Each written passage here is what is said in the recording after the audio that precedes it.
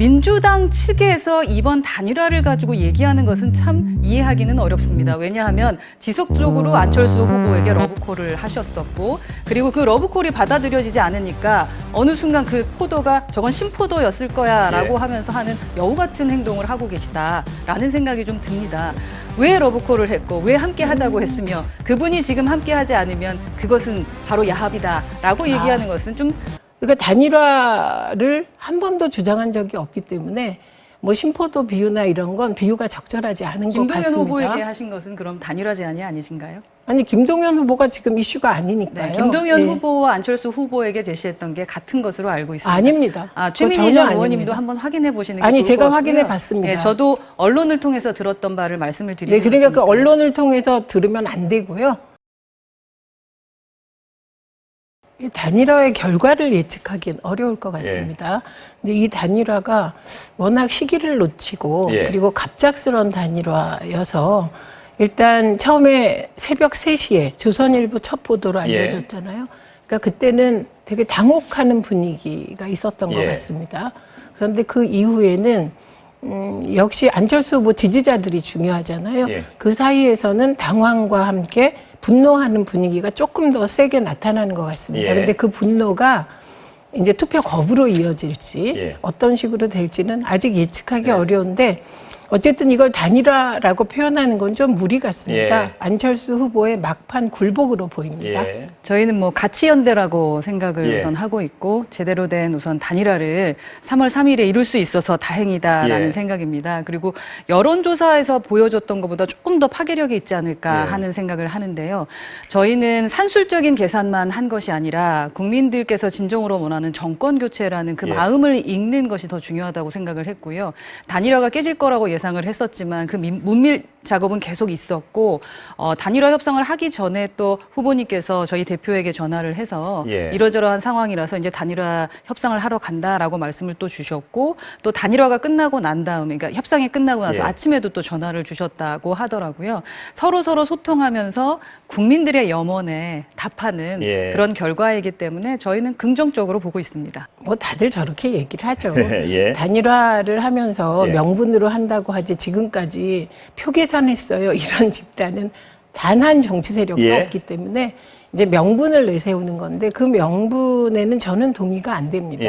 왜냐하면 안철수 후보가 그 토론에서 계속 얘기한 게 자신은 다당제의 실현, 거대 기득권 양당의 횡포를 없애겠다 이런 거였거든요. 그런데 거대 기득권의 한쪽으로 들어갔기 때문에 안철수 후보의 명분은 거의 사라졌다. 그리고 오히려 안철수 후보가 뭐 저렇게 굴복하게 된 데는 현실적인 이유가 작동하지 않았나 이렇게 보는 쪽이죠. 우선은 안철수 후보의 지지율이 지속적으로 떨어지고 있었습니다. 그러니까 저는 늘 안철수 후보 지지율 15%가 완주냐 단일화냐의 기준이 될 거다 이렇게 봤거든요. 그리고 10에서 15%면 무지하게 고민할 거다. 안철수 후보가. 그런데 10% 이하로 떨어졌거든요. 그렇게 되면 당장의 선거비 보존이 안 될 뿐만 아니라 그리고 본인의 그 존재감이 미미해지기 때문에 이런저런 고민에 휩싸였을 것 같고요. 그리고 이게 윤석열 후보의 통큰 무슨 정치력이 보였다고는 생각하기가 힘들고 안철수 후보가 뭐 때문인지 굉장히 급했구나. 이런 느낌이 더 많이 들었습니다. 그러나 일단 단일화라고 얘기하는 안철수 후보의 굴복이 어떻게 대선에 영향을 미칠지 부분은 저는 아직 확실하게 가늠을 할 수가 없다고 생각하고 다만 제가 국민의힘은 아니고 국민의당 게시판을 면밀하게 지금까지 보고 있는데 당혹스러운 분위기는 계속 이어지고 있는 건 틀림없습니다. 우선은 안철수 후보를 지지하셨던 분들이 들으시면 상당히 좀 언짢아 하실 만한 발언을 좀 하시는 것 같다라는 생각이 들고 우선 그 안철수 후보가 늘 말씀하시던 다당제에 대해서는 그 백불에서도 얘기를 하시더라고요. 나는 다당제를 추구하는 사람이다. 하지만 제일 우선으로 생각한 게 문정권에 대한 정권 교체였습니다.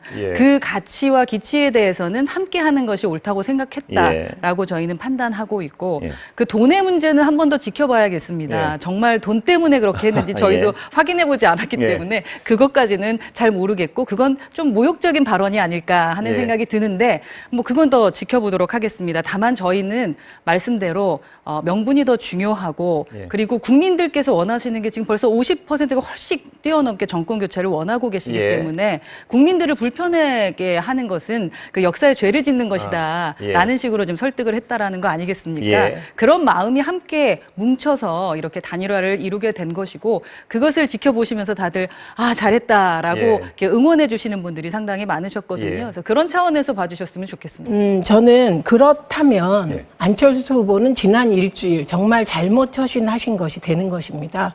왜냐하면 안철수 후보가 이런 말씀을 하셨거든요. 정권 교체가 아니라 적폐 교대가 되는 거다. 그리고 무능한 후보를 뽑으면 1년 지나면 손가락을 자르고 싶은 일이 벌어질 것이다. 라고 이런 요지의 말을 육성으로 했어요. 그러니까 이 변신이 많은 사람을 당혹시킨 것은 지난 일주일간 안철수 후보의 그런 태도 때문입니다. 그래서 너무 급격하게 바뀐 태도를 취하니까 당연히 그 당혹한 건 맞죠. 국민의힘에 추진했던 일부 분들은 어쨌든 성공했기 때문에 긍정적으로 보시겠지만 대부분의 분위기는 당혹이 맞습니다. 그래서 저는 이게 뭐 명분은 없어 보이고요. 그래서 나중에 시간이 지나면 진실이 드러날 거라고 생각한다. 이 정도입니다. 그 부분에 대한 것은 국민들께서 오늘 사전투표와 기존의 3월 9일 투표를 통해서 답을 해 주실 것이다라고 생각을 하고요.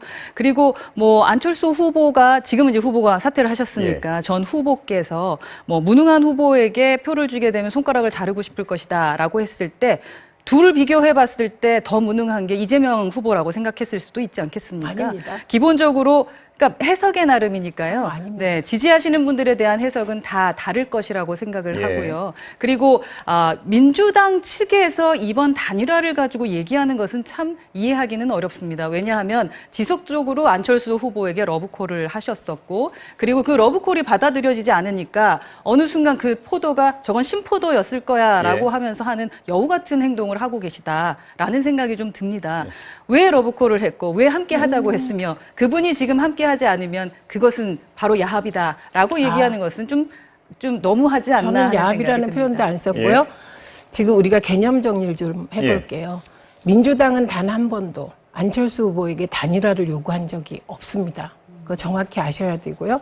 오히려 민주당이 제시한 것은 이재명 후보가 사실 비주류 후보이고 국회 경험이 없지 않습니까?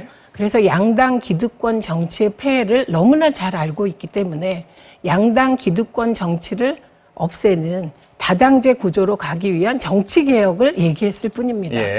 그러니까 정말로 진정한 가치 연대를 통한 국회 개혁을 요구한 건 민주당이고 그리고 구체적으로 그걸 실현해 나갈 거고요.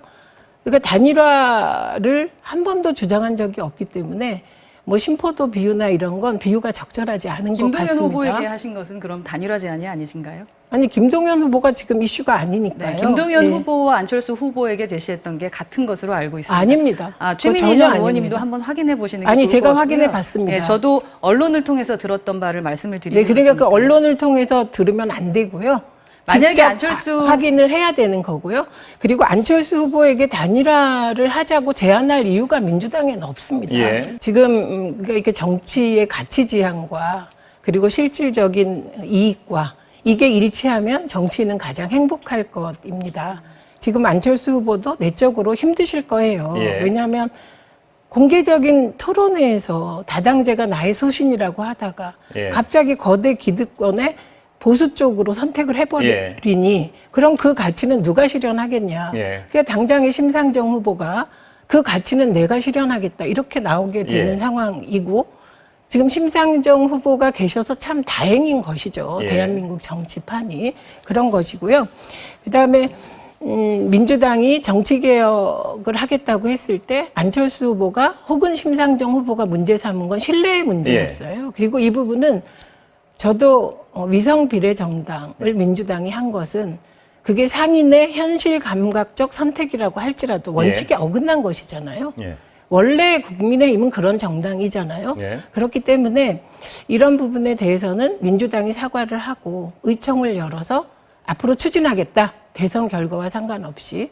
그래서 민주당은 지금 이 상황에서 안철수 후보와 하려고 했던 다당제적 정치개혁. 예. 이 부분을 계속 실행해 나가야 하고 예. 저는 나갈 것으로 믿습니다. 그래서 우선은 제가 안철수 후보님의 대변인이 아니기 예. 때문에 안철수 후보가 어떤 마음을 갖고 계신지에 예. 대한 것은 모릅니다. 저희 국민의힘에 대한 말씀을 드리고 있는 예. 부분이다라는 것을 말씀드리고 싶고 예. 만약에 내가 안철수 후보 측의 사람이었다라면 와 정말로 이재명 후보 측의 제안을 받아들이지 않은 걸 잘했구나라는 생각을 하겠다라는 생각은 듭니다. 예. 어떤 측면에 예. 지금 말씀하시는 거 보면은 단일화를 이야기한 적이 없다와 그러니까 말이 자꾸 바뀌니까요. 예. 그래서 기본적으로 국민의힘과 함께 한 것에 대해서 안도의 한숨을 심을 쉬실 것 같습니다. 예. 아니 근데 저렇게 말씀하신 곤란하죠. 예. 언제 민주당이 안철수 후보에게 단일화를 제안했습니까? 송영길 대표와 여러 발언들을 한번 찾아보시기 아니 바라겠습니다. 단일화를 공개적으로 제안한 적이 있냐고요. 그러니까 단일화를 제안하지 않으셨습니까? 네. 단일화를 제안하지 않았던 것을 저는 알 수가 없겠습니다. 아니 그 이렇게 말장난하시면 예, 곤란하고요. 어쨌든 그, 제가 예. 확인해 드리겠습니다. 예. 민주당은 마지막까지 다당제가 실현될 수 있는 국회개혁, 정치개혁, 그러는 가치 연대에 대해서 얘기한 것입니다. 그러니까 심상정 후보에 대해서도 단일화 요구하지 않습니다. 네, 그렇기 때문에 이거는 나중에 가서 확인해 보시고요. 핵심은 민주당이 공개적으로 단일화를 요청했다. 공식적으로. 이거는 안철수 후보도 그런 적 한 번도 없다. 접촉조차 없었다. 이렇게 확인한 사항인데 예. 이걸 가지고 자꾸 본인이 가지고 있는 언론을 그러니까 언론에도 저는 그런 거 못 봤거든요. 그래서 그렇게 엮는 것은 아닌 것 같습니다. 윤석열 후보 측을 빼고 다 모여라라고 말씀하셨던 것은 인정하시죠? 아니 그 모여라가 무슨 기본적으로 뜻입니까? 그 모여라와 그럼 단일화라는 것은 완전히 모여라. 끝나고 나서 단일화에 대한 얘기를 하는 거고요. 지금은 아닙니다. 단일화라는 단어의 개념을 갖고 말장난을 하자는 게 아니지 아니 않습니까? 말장난을 먼저 시작하셨습니다. 자, 예, 그 부분은 함께 모여서 하는 양쪽 부분을 논리 대각 아니 그거는 예. 이런 걸 주장했죠. 이재명 후보는 어차피 국민의힘과 윤석열 후보는 연동형 비례대표제를 강화한다거나 권역별 비례대표제에 예. 동의하시지 않고 예를 들면 이거를 대선 앞둔 매표를 위한 작업이라고 주장을 하셨기 때문에 일단 안 하신다는 전제하에 나머지가 이 정치개혁에 동의하자. 예. 하나가 돼서 한번 정치를 바꿔보자. 이 제안을 한 것입니다. 예. 뭐, 그 부분- 기본적으로 예. 예. 그 배가 아픈 건 알겠는데 예. 기본적으로 이렇게 엉뚱한 답변과 엉뚱한 질문을 통해서 원래 추구하고자 했던 뭐 질문의 답이라던가 그런 부분을 자꾸 피해가는 것은 좀 아닌 예. 것 같다는 지금 생각이 무슨 듭니다. 말씀인지 본인이 하는 말씀을 그 두 분 모르고 말씀 계세요. 들으신 시청자들은 판단을 하셨을 것 같습니다. 예. 저는 첫 번째는 마지막의 표심은 특히 부동층, 중도층은 인물을 볼 것 같습니다. 예. 그리고 과거 투표보다는 미래를 볼 것 같습니다. 예. 예, 누가 준비된 대통령인지. 두 번째는 2030 여성표입니다. 예. 이준석 대표로 시작된 젠더 갈라치기로 인하여 사실은 이대남이 급속하게 이준석 대표 중심으로, 이거 윤석열 후보가 아니고 예. 이준석 대표 중심으로 결집했고 그것은 빨리 효과가 나타난 거예요. 그런데 지금 보면 그 이준석 대표의 젠더 갈라치기에 대한 부작용 예. 그리고 그것을 지켜보던 분노한 20대 여성들의 표심이 예. 지금 결집되고 있는 것으로 보입니다. 저는 우선 첫 번째 말씀하셨던 인물 투표가 될 것이다라는 것에 대해서는 저도 동의를 합니다. 예. 그런 차원에서 우리 윤석열 후보 같은 경우도 진정성이 있고 말한 것을 지키고 지금 나와 있는 공약들을 가장 거짓말 없이 잘 지켜갈 사람, 예. 말 바꾸지 않을 사람이 누군지는 국민 여러분께서 판단하시게 예. 될 것 같고 뭐 중요한 변수가 될 것 같습니다. 예. 그리고 두 번째 말씀하셨던 갈라치기 부분은 저희 국민의힘이 지금 어떻게 달려가고 있는지 보시면 이런 말씀은 안 하실 거라는 생각이 드는데요. 예. 저희가 전국적으로 유세를 하면서도 세대에 대한 기본적인 갈라치기가 아니라 통합이 돼야 된다 해서 우선 2030을 사실 우리 보수에서 2030과 함께하는 예. 건 진짜 역사적인 한 해입니다. 이제 2030과 함께하면서 4050, 6050도 함께하겠다라는 통합론을 예. 말씀드리고 있고 오늘 이준석 대표가 광주 전남대학교에서 투표를 했습니다. 우리 후보님께서는 부산에서 투표를 예. 했고요. 사전 투표. 이념에 대한 지역에 대한 통합을 하겠다라고 예. 말하고 있는 것, 갈라치기가 없는 대한민국을 만들겠다라는 것이 저희 국민의 힘이고 윤석열 후보의 예. 발언입니다. 예.